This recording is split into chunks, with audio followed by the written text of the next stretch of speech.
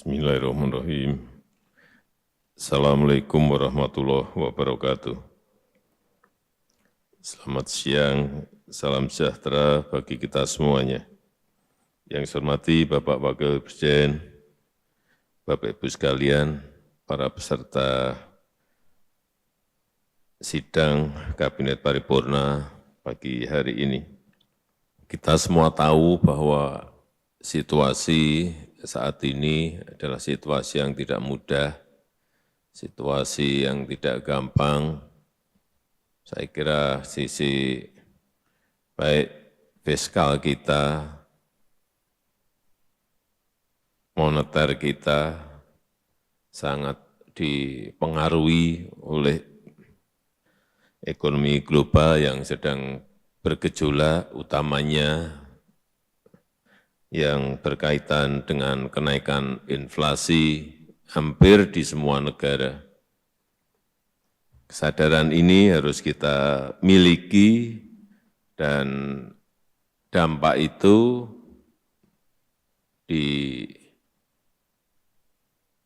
dirasakan betul oleh masyarakat saat kita turun ke bawah.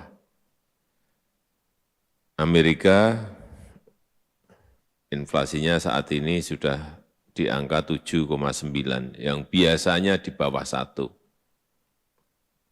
Di Uni Eropa juga sudah masuk ke angka 7,5%, yang biasanya juga kira-kira hanya di angka 1. Turki sudah di angka 54. Angka-angka seperti ini akan membawa kita yang saya kira sudah kita tahan-tahan agar tidak terjadi kenaikan, tetapi saya kira situasinya memang tidak memungkinkan.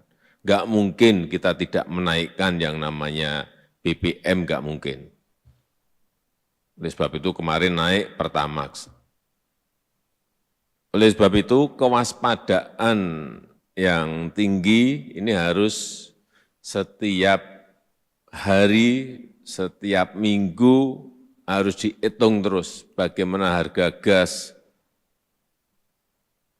dan terutama memang selain harga energi dan juga harga pangan. Dua hal ini yang menjadi sangat-sangat penting sekali untuk terus kita waspadai bersama dan harus selalu dirapatkan, dikonsolidasikan agar tidak keliru dalam mengambil keputusan.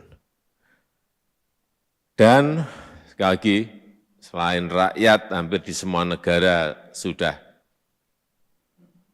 mengalami ini, kita, masyarakat kita, rakyat kita juga mulai merasakan dampaknya dari kenaikan inflasi, kenaikan energi, kenaikan harga bahan pangan. Barang-barang kebutuhan pokok juga sudah mulai naik. Hati-hati, utamanya masalah ketersediaan, pasokan, dua hal tadi, pangan maupun energi, apalagi ini menjelang Lebaran. Oleh sebab itu, seluruh yang hadir di sini, anggota kabinet, kepada semua menteri, kepala lembaga, agar kebijakan yang diambil itu tepat. Sikap-sikap kita, kebijakan-kebijakan kita, pernyataan-pernyataan kita harus memiliki sense of crisis.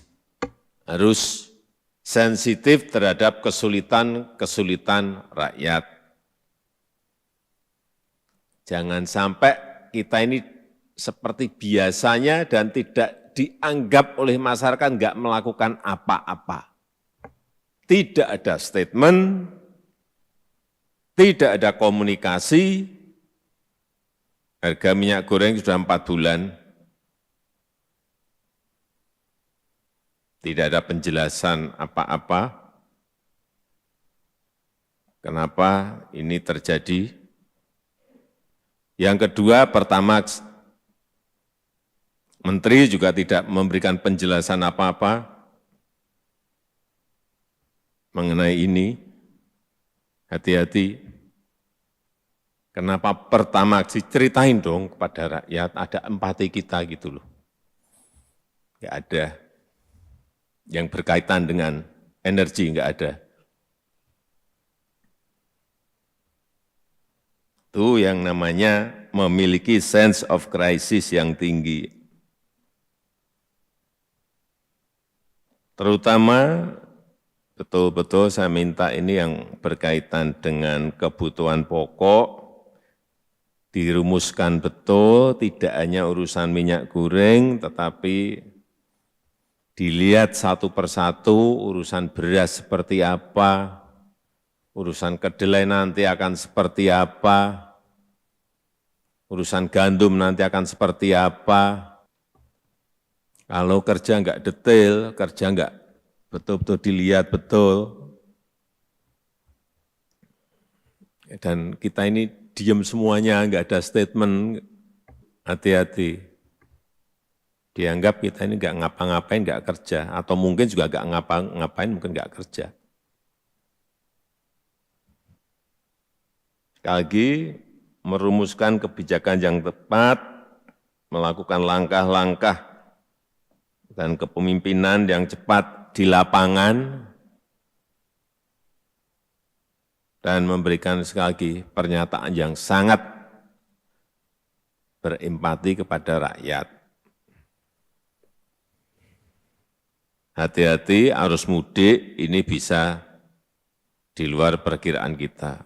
Oleh sebab itu semua Kapolri dibantu TNI, Menteri Perhubungan,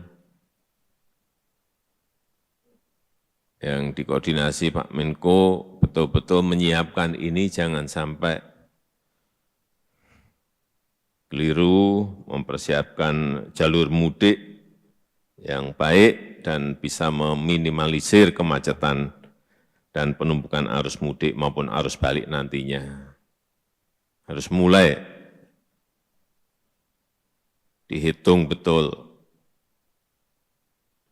Ini bisa, kalau yang saya tangkap di bawah, ini semuanya ini mau mudik semua. Jadi persiapannya juga harus ekstra. Yang berkaitan dengan bantuan sosial, saya harapkan baik PKH dan lain-lain, plus yang kemarin BLT minyak goreng bisa disalurkan secepat-cepatnya sebelum Lebaran tiba. Syukur dalam minggu-minggu ini sudah bisa, sebagian sudah tersalurkan. Bukan apa-apa, mungkin kita itu enggak merasakan, tapi 300.000 rupiah bagi rakyat itu pas mau Lebaran dapat itu, rasanya betul. Saya bisa merasakan betul itu. Senangnya kalau bisa memegang uang itu, yang bisa dipakai untuk membeli minyak goreng dan kebutuhan-kebutuhan pokok lainnya. Saya juga ingin mengingatkan kembali, padat karya jangan dilupakan. Situasi seperti ini kita memerlukan lapangan kerja yang seluas-luasnya. Oleh sebab itu, ini perlu saya ingatkan lagi agar tidak lupa. Dorong industri-industri yang berkaitan dengan pangan, mungkin pakan ternak dalam skala kecil, dirumuskan juga yang berkaitan dengan cold storage, yang bisa